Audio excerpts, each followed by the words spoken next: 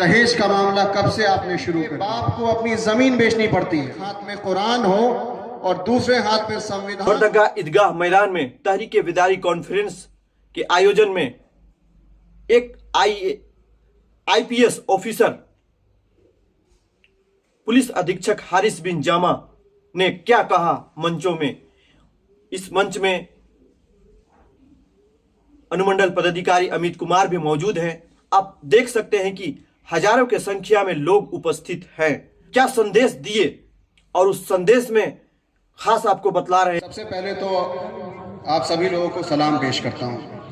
अस्सलाम वालेकुम। वालेकुम अस्सलाम। आज इस मंच पर बैठ के मुझे कितनी खुशी हो रही है, मैं शायद लफ्जों में बयान नहीं कर सकता हूँ। आप लोगों ने लोहरदगा की सरजमी पर ऐसे ऐसे मुफ्तियों को, आलिमों को बुलाया है जिन्हें सुनकर हम लोग बड़े हुए हैं। और इस कॉन्फ्रेंस का जो नाम दिया गया है, मैं उस नाम से ही शुरुआत करूंगा। आपने नाम दिया तहरीक बेदारी कॉन्फ्रेंस। कहा गया, इसी माइक से बोला गया कि ये जलसा नहीं है, ये एक तहरीक है। तो एक सवाल उठता है, ये तहरीक किस चीज की है? देखिए, मेरा इल्म इतना नहीं कि मैं उलमाओं के बाद कुछ बोल सकूं, लेकिन मेरे जहन में कुछ 4-5 बातें हैं। मुझे लगता है कि ये तहरीक शायद उसी के आसपास जरूर होगी। सबसे बड़ा जो मुद्दा है जो मैं देख पा रहा हूं, अभी जो मौलाना साहब अनाउंस कर रहे थे, उनको इस बात की इल्म है कि मैं कभी गिरिडीह में भी था, उसके बाद रांची रहा, फिर यहां आया। तो उन्हीं 3 जिलों का मैं एक्सपीरियंस आपको बताऊंगा। कई बार हमने ऐसे देखा, तकरीबन हर रोज ये देखने को मिलता है कि शादी ब्याह के मसले पुलिस थाने तक पहुंच जाते हैं। ये किसकी कमी है? मैं आप सभी लोगों से ये सवाल करता हूं, ये दहेज का मामला कब से आपने शुरू कर दिया? आप लोगों ने निकाह को इतना मुश्किल क्यों बना दिया?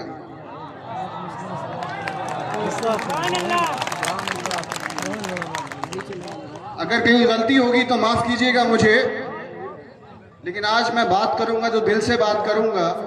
जब बार बार इस बात को कहा गया कि निकाह को आसान बनाओ, क्या आप सभी लोगों को मालूम है मस्जिदों में किनका निकाह होता है? सबसे बड़ी मिसाल किसकी है? मौलाए कायनात की।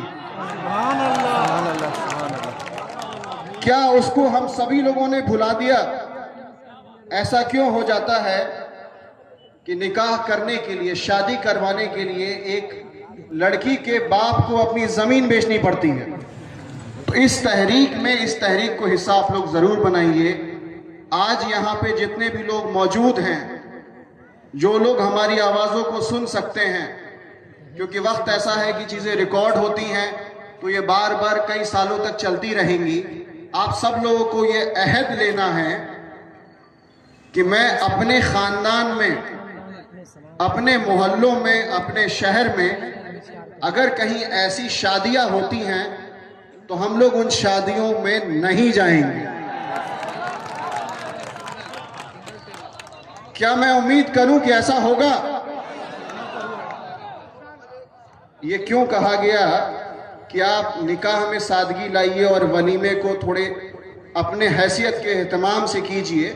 इसकी सबसे बड़ी वजह यह थी, जो मुझे मेरे वालिदैन ने बताया, कि कई दफ़ा ऐसा होता है कि मर्द निकाह कर लेते हैं लेकिन पता नहीं रहता कि निकाह किससे किया गया है। तो ये जो फैसला था, ये भी उस औरत के ही हक में था। तो पहला मसला तो मेरा ये है कि जो शादी ब्याह के मसले दहेज से जो लगे हुए हैं, जो हमारे पास आते हैं, कहीं ना कहीं इस सब में हम सब लोगों का फेलियर है। मेरा भी है, आपका भी है, पूरे समाज का है, पूरे इस जिले का है। इस जिले क्या, सभी जिलों की मैं बात कर रहा हूं। तो कहीं ना कहीं हम लोगों को बदलाव लाने की जरूरत है। शादी से ही जुड़ा एक और अहम मसला है। हम लोग सभी त्योहारों में आप देखेंगे कि डीजे से किया जाता है। ये मजहब में डीजे कब से आ गया? क्या 1400 साल पहले डीजे को किसी ने इन्वेंट कर दिया था?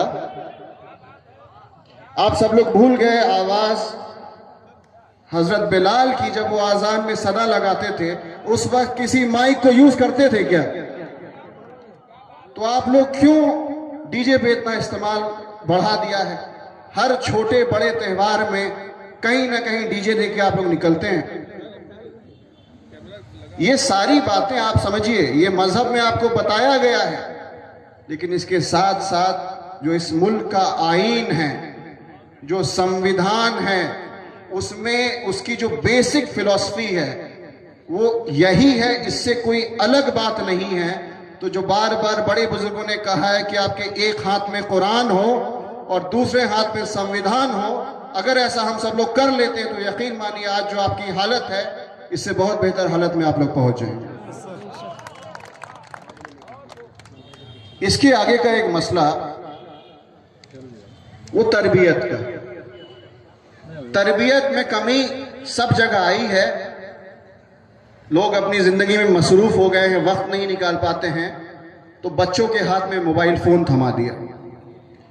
सबके घरों का यह मसला है। कोई ऐसा है जिसे घर में 2-4 से ज्यादा मोबाइल फोन नहीं है? हर आदमी के ऊपर एक मोबाइल फोन है, कई बार एक आदमी के ऊपर 2-2 मोबाइल फोन है। क्या आप देख रहे हैं उस मोबाइल फोन से आपके बच्चे क्या कर रहे हैं?